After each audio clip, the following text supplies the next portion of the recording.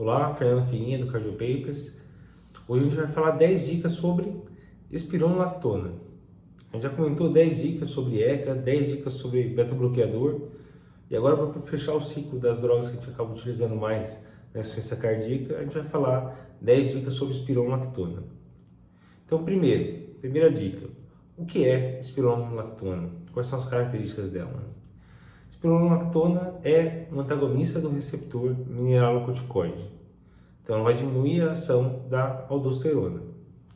E qual é o problema da aldosterona? A aldosterona ela leva a mais retenção de sódio, então vai levar a edema. Ela leva a mais fibrose, ela leva ao remodelamento cardíaco, que não é interessante na insuficiência cardíaca. Ela leva a alteração hidroeletrolítica, ela diminui potássio, diminui magnésio. Isso tudo predispõe à arritmia. Então, por todos esses motivos, faz sentido a gente bloquear a aldosterona. Ela também é um diurético, o espironolactona é um diurético poupador de potássio. Então, tem uma ação lá no contornados distais, ducto coletor, lá no finalzinho do néfron, e faz com que retenha mais potássio e perca mais sódio. Perdendo mais sódio, vai perder mais líquido. Então, tem um efeito diurético. Um dos problemas da espironolactona é que ela não é tão específica assim para receptor mineralocorticoide. Ela também exerce uma ação em receptor de progesterona, de estrógeno, e por isso leva a alguns efeitos colaterais que a gente vai comentar que são indesejados. Existe o eplerenone, que é um irmão mais moderno aí da espironolactona, que a gente ainda não tem disponível no Brasil, mas seria mais específico para o receptor mineralocorticoide, certo? Então, dica 2. Quando que a gente vai usar espironolactona? Quais são as indicações? Então, a gente vai indicar para paciente com hipertensão, então, pelo efeito antihipertensivo, a gente vai considerar utilizar como antihipertensivo, a gente vai comentar melhor em que situação a gente vai utilizar. Tem evidência boa para utilizar em paciente com insuficiência cardíaca com fração de ejeção reduzida, então a gente usa para boa parte dos pacientes com fração de ejeção reduzida. Tem uma evidência mais fraca para utilizar em IC com fração de ejeção preservada, então a gente pode considerar em alguns pacientes. E a gente pode utilizar para vários outros motivos hormonais até. Então, paciente que vai tratar acne vulgaris você pode utilizar, paciente com hirsutismo você vai utilizar. É o carro-chefe do tratamento de hiperaldosteronismo primário, e geralmente aí você vai usar uma dose mais alta. Para controle de volemia é bem importante, né? A gente vai comentar um pouco mais para frente também de como otimizar o controle de volemia, mas paciente, por exemplo, cirrótico com ascite importante, geralmente dá para utilizar espironolactona com outras doses de furosemida, então é mais um cenário que pode ser indicado. E qual dose a gente vai utilizar, né? Na insuficiência cardíaca, a gente costuma utilizar uma dose de 12,5 a 25 mg uma vez por dia, e a gente aumenta até 50 mg uma vez por dia. Essa foi a dose que foi testada. Para paciente com hipertensão, a gente pode usar de 25 até 100 mg por dia de espironolactona. E caso como hiperaldosteronismo primário, a gente pode chegar até uma dose de 400 mg por dia. A gente costuma usar uma dose bem mais alta nesses pacientes, certo? Dica 3, quando que o espironolactona está contraindicado, quando a gente não deve utilizar. Então, primeiro faz sentido a gente evitar ou tomar cuidado com o paciente com disfunção renal e com hipercalemia. Então, geralmente o paciente que já tem uma creatinina acima de 2,5 em homens ou acima de 2 em mulheres, paciente que já tem um potássio acima de 5, são pacientes que você não vai iniciar naquele momento espironolactona. Então, não quer dizer que o paciente com IC com fração de ejeção reduzida, que está com um SI descompensado, com alteração de função renal, você não pode considerar utilizar daqui a um mês, por exemplo, depois que sair desse quadro. Mas paciente que está com disfunção renal aguda, insuficiência renal aguda e hipercalemia, naquele momento a gente não deve iniciar a espironolactona, certo? Quem mais a gente não deve utilizar? Gestante. Gestante, a gente sabe que a espironolactona vai ter um efeito antiandrogênico, e não é interessante para usar em gestante, então está contraindicado o uso em gestante. Algumas doenças hormonais, como Addison, a gente também não deve utilizar. Outra situação que é perigosa é associar IECA mais BRA mais antagonista de receptor mineralocorticoide. Tiveram alguns estudos aí que testaram para ver se valia a pena associar BRA com IECA, né? E nesse cenário, que está usando IECA, está usando BRA e está usando mais espronolactona para mais C, fração de injeção reduzida, a chance de hipercalemia, efeito adverso é muito grande. Então é classe 3, a gente não deve associar essas 3 drogas. IECA mais BRA mais antagonista de receptor mineralocorticoide. Certo? Vamos para a quarta dica então aqui, que é efeitos colaterais. Quando a gente fala em efeito colateral da espirulactona, qual que é o primeiro que vem na cabeça? É ginecomastia. Ou ginecomastia ou mastalgia, né? Então a gente vê com uma certa frequência paciente que está usando espirulactona reclamar ou de dor nas mamas, homem ou mulher, ou então de aumento das mamas, é uma coisa que costuma incomodar bastante os homens, né? Então, às vezes, você tem que tentar reduzir a dose. Isso ocorre pela ação não específica da espronolactona. Então, ele vai ter um bloqueio também não específico de receptores de estrógeno, progesterona, e acaba fazendo esse efeito que pode incomodar bastante e limitar o uso em alguns casos. Então, a gente imagina que em torno de 9 a 10% dos pacientes podem ter isso. Então, ou ginecomastia ou mastalgia, dor em mamas, que é algo que pode atrapalhar em meio do tratamento. O que mais pode acontecer? Pode haver pior disfunção renal e aumento de potássio, que são as coisas temidas aí que a gente tem que acompanhar, tem que ver o que está acontecendo, se está cursando realmente com aumento de potássio, vai ter que reduzir ou tirar a espronolactona. Então isso tem que fazer parte do nosso acompanhamento do paciente, certo? Então, além disso, ele pode promover alterações hormonais, né? Além da ginecomastia e mastalgia, pode levar a menorreia, pode levar a perda de libido. Então, tem alterações hormonais que podem ser consequência do uso da espronolactona. Pode levar a aumento, como eu já falei, de potássio, pode levar a aumento de ácido úrico também, pode levar a um aumento de glicemia e, do outro lado, ele pode reduzir magnésio, pode reduzir sódio, vai excretar mais sódio, vai promover efeito diurético, pode reduzir cálcio e, em alguns casos, pode dar hipovolemia mesmo. Às vezes, se passar do limite, o paciente pode ter uma desidratação, certo? Dica 5. Vale a pena utilizar espronolactona na EC com fração de injeção reduzida? Com certeza, a gente tem bastante embasamento científico para indicar espronolactona nesse cenário. Então, o primeiro grande estudo que mostrou isso foi o estudo Rails, foi um estudo em 1999, com pacientes com uma EC mais grave, classe funcional 3 a 4, fração de injeção abaixo de 35%, e mostrou que houve uma redução de 30% em mortalidade nesses pacientes que usaram espronolactona. Isso em cima de IECA, e muitos já estavam começando a usar beta-bloqueador. Estava no começo aí das aprovações de beta-bloqueador. Então, parecia que valia a pena realmente usar espronolactona.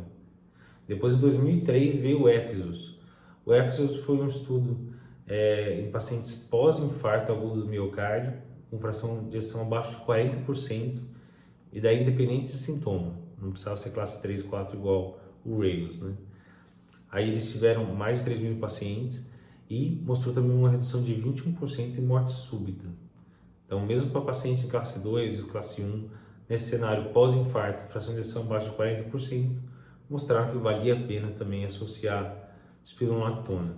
Na verdade, o EFESUS foi com o eplerenone, que foi o irmão mais moderno da espronolactona. E depois, em 2011, veio o ênfasis, também com o eplerenone, que foi um estudo com insuficiência cardíaca, fração de ejeção abaixo de 35%, e aí com classe funcional 2. Eles queriam mostrar se em pacientes com menos sintomas também vale a pena a gente utilizar eplerenone ou espronolactona. E também teve benefício em utilizar. Então, nesses cenários, primeiro classe 3, 4, paciente mais grave, vale a pena usar espronolactona, pós-infarto também vale a pena, e agora o ênfase traz essa informação que também é interessante, diminui eventos em paciente com fração de ejeção abaixo de 35%, em classe funcional 2 também. Então, com tudo isso, Diretriz Brasileira de Insuficiência Cardíaca de 2018 coloca como indicação classe 1 utilizar a espronolactona para esses pacientes com insuficiência cardíaca. Então, insuficiência cardíaca com fração de ejeção reduzida, com classe funcional 2 a 4, sintomáticos, em pacientes já utilizando IECA e beta-bloqueador, tem uma evidência forte para redução de morbidade e mortalidade. Então, tem que usar para esses pacientes. E também pode considerar para paciente pós-infarto, mesmo em classe funcional 1. Beleza? Sexta dica, IC com fração de ejeção preservada. Vale a pena utilizar também, igual na IC com fração de ejeção reduzida. Aí a gente já tem um pouco menos de evidência. A gente tem que lembrar, isso a gente sempre comenta, não pode ter dúvida. Até agora não tem nenhuma droga específica que reduza a mortalidade na insuficiência cardíaca com fração de ejeção preservada. Então, nenhuma droga conseguiu mostrar isso. O que tem de espironolactona na IC com fração de ejeção preservada? Teve um estudo grande, que foi o estudo TopCat, que testou nesse cenário. Então, foi um estudo com mais de 3.000 pacientes, que mostrou uma redução de 17% de hospitalização por IC e não teve um benefício significativo em mortalidade. Então, como a gente já imaginava, vários outros estudos, ele mostrou que foi significativamente melhor em termos de redução de hospitalização. Então, não é um desfecho duro como uma redução de mortalidade, mas já é alguma coisa. Na verdade, o TopCat teve aquela discussão regional nas Américas, né, América Latina, América do Norte, demonstrou até uma redução de mortalidade que não foi visto na Rússia e em outras regiões do mundo, mas isso foram análises de subgrupos, a gente não tem a mesma potência para falar. Então, o que a gente tem no resultado do estudo TopCat é que parece que a espironolactona reduz hospitalização na IC com fração de ejeção preservada. E com isso, na diretriz de insuficiência cardíaca, ele entrou com indicação classe 2A, então não tão forte, usar a espironolactona na IC com fração de ejeção preservada, visando redução de hospitalização somente, não para reduzir mortalidade. Dica 7, na hipertensão. Qual que é o papel da espironolactona na hipertensão? A gente não deve utilizar a espironolactona como primeira linha no tratamento da hipertensão. Então, a gente vai para a diretriz brasileira de insuficiência cardíaca. A primeira linha, a gente vai pensar em utilizar alguma droga aí que vai atuar no sistema renina-angiotensina-aldosterona, mais IECA ou BRA, mais um bloqueador de canal de cálcio, geralmente de hidropiridina, como uma amlodipina, por exemplo, e um diurético, como um tiazídico, por exemplo. Essas são as 3 drogas que você vai acabar pensando em utilizar na primeira linha de tratamento. Você pode considerar alguma outra droga se tiver um perfil diferente, alguma comorbidade, mas em geral são essas 3 primeiras. E é onde que encaixa a espironolactona no tratamento da hipertensão. Quando o paciente está com uma hipertensão arterial resistente, verdadeira, né, que o paciente tem uma boa adesão à terapia medicamentosa, então já está com 3 medicações para controlar a pressão arterial e continua hipertenso, o uso da espironolactona como quarto agente é preferencial. Então, geralmente, se o paciente já está com 3 drogas, está lá com captopril, está com amlodipina, está com hidroclorotiazida, está tomando direitinho o remédio e mesmo assim está sempre hipertenso. Não só em mídia de consultório, mas fora, você sempre vê uma pressão arterial alterada. Nesse caso, associar a espironolactona vale sim a pena. Tem uma evidência boa para entrar como quarto agente no controle da pressão, a espironolactona, certo? A indicação classe 2A nesse cenário. Oitava dica, espironolactona e insuficiência renal crônica dialítica. A gente comentou já em relação ao uso da espironolactona em paciente com insuficiência renal aguda. A gente não deve utilizar. Então, paciente com creatina acima de 2,5, homens ou creatina acima de 2, mulheres, paciente que está com insuficiência renal aguda, por qualquer motivo, a gente não deve utilizar a espironolactona. Então, pode piorar o controle da hipercalemia e tudo, então a gente não deve utilizar. O paciente que já é dialítico, a princípio a gente também não deve utilizar. Mas, quando a gente vê um paciente, por exemplo, com insuficiência cardíaca com fração de ejeção reduzida, ele teria um benefício grande do uso da espironolactona. É controverso, mas pode ser considerado em alguns casos. O que se discute é assim, a princípio, o dialítico não vai usar espironolactona. Quando o paciente é dialítico, tem uma IC com fração de ejeção reduzida, já atingiu dose ideal, dose alvo de IECA, já atingiu dose ideal de beta-bloqueador, alguns especialistas falam que é possível considerar associar espironolactona nesses casos, tendo uma atenção especial à hipercalemia, que o risco vai ser bem maior. Em geral, então, em ícaro dialítico a gente não deve utilizar casos selecionados que a droga tem um benefício muito grande, como a insuficiência cardíaca, uma IC com fração de ejeção reduzida, que não está indo bem só com IECA e beta-bloqueador, a gente pode considerar caso a caso, certo? Em geral não usa, em casos muito selecionados a gente pode considerar, e daí sempre conversando com a equipe da nefro, que vai aumentar o risco de hipercalemia, tem mais risco de evento adverso, certo? Nona dica, na IC descompensada, qual vai ser o papel da espironolactona? Na verdade, o paciente que chega com uma IC descompensada, que já está em tratamento, em geral já está com o IECA ou BRA, já está com beta-bloqueador e já está com espironolactona. Então, em geral, a gente mantém a espironolactona. Então, ele não vai ser o foco do tratamento. A maior parte dos pacientes que chega com uma IC com fração de ejeção reduzida, descompensada, eles vêm no perfil B, perfil quente e úmido. Então, o paciente que está congesto, mas está lá hipertenso, 13/8, 14/9, tem edema de meio inferior, tem congestão pulmonar. Então, esse é o perfil mais comum da gente ver. E daí, nesses casos, você precisou internar, mantém a espironolactona, mas o foco aí vai ser furosemida, diurético de alça. Então aí você vai querer tirar volume e vasodilatar. Então otimiza a vasodilatação e dá diurético para tentar compensar melhor esse paciente.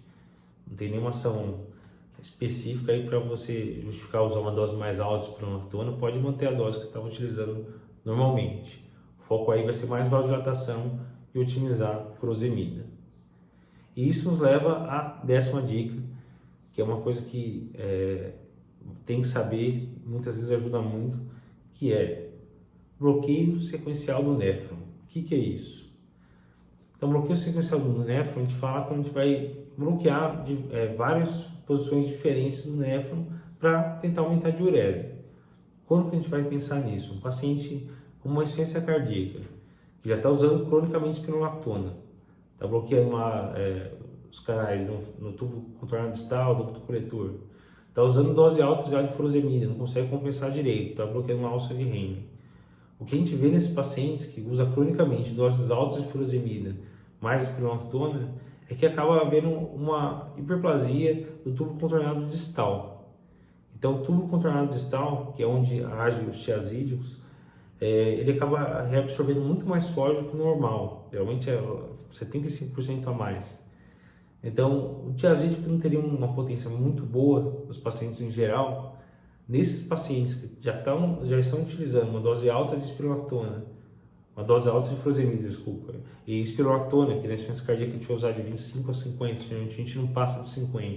Então, está usando dose alta de furosemida, a gente tende a ver uma absorção excessiva de sódio no tubo contornado distal, e nesses casos, associar hidroclorotiazida, então usar hidroclorotiazida mais espironolactona, mais furosemida, 3 diuréticos, a gente pode ter um efeito bem melhor de diurese e ajudar bem no controle da volemia. Então, o bloqueio sequencial do néfron é isso aí.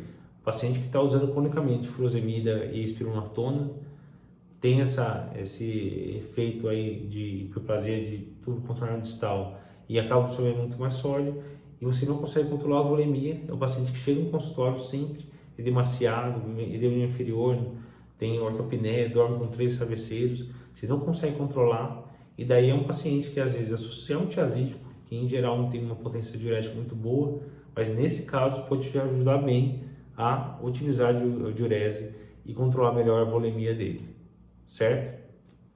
Então são essas as dicas aí da espironolactona, engloba várias coisas, né? Insuficiência cardíaca, hipertensão, parte hormonal. Se tiver qualquer dúvida, manda pra gente. Se curtiu o post, compartilha com o pessoal aí. A gente vai estar sempre trazendo novidade aí no Cardio Papers, discutindo temas que são importantes da prática e alguns temas também que são muito importantes para a prova, né? Acaba sendo o mesmo esquema, né? Então, segue a gente, acompanha nossas novidades, nossa discussão de teste. Toda semana a gente está trazendo algo novo para vocês aqui no Cardio Papers.